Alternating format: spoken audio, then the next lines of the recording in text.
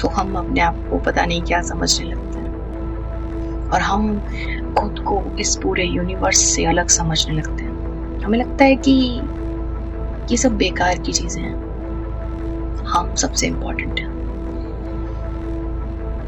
पृथ्वी तो छोड़ो, प्लैनेट्स तो छोड़ो, ये पूरा यूनिवर्स ही बेकार है, सिर्फ वो ही इम्पोर्टेंट है। इसीलिए तो इंसान यूनिवर्स से खुद को अलग समझता है। इसीलिए तो इंसान एस्ट्रोलॉजी में बिलीव नहीं करता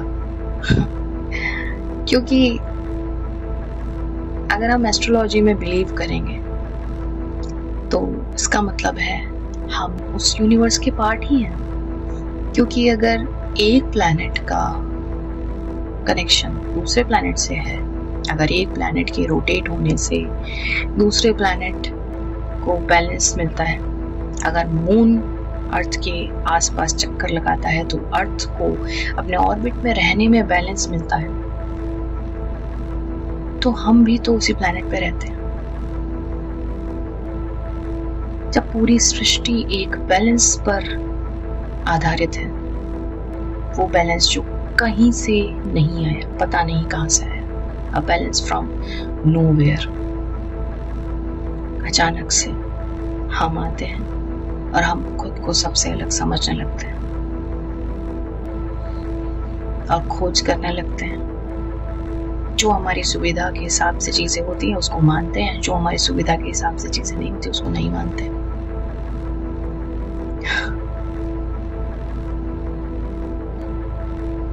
कुछ चीजें दिखती हैं, कुछ चीजें नहीं दिखती, कुछ चीजें महसूस होती हैं, कुछ चीजें नहीं होती।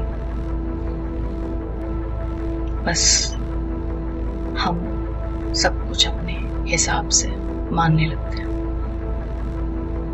भगवान है नहीं है इसकी डिबेट तो पता नहीं कब से चल रही है, लेकिन ऐसी बहुत सी चीजें हैं जो अजूबा करने लायक है। इंसान तो उस पर भी अजूबा नहीं करता। कभी सोचा है कि पानी जो लिक्विड है कभी भाप बन जाता है तो कभी बर्फ बन जाता है। इसकी साइंस तो हमने पढ़ी है। इसके मॉलिक्यूल क्लोजली पैक्ड हो जाते हैं तो ऐसा हो जाता है, लूजली पैक्ड हो जाते हैं तो ऐसा हो जाता है।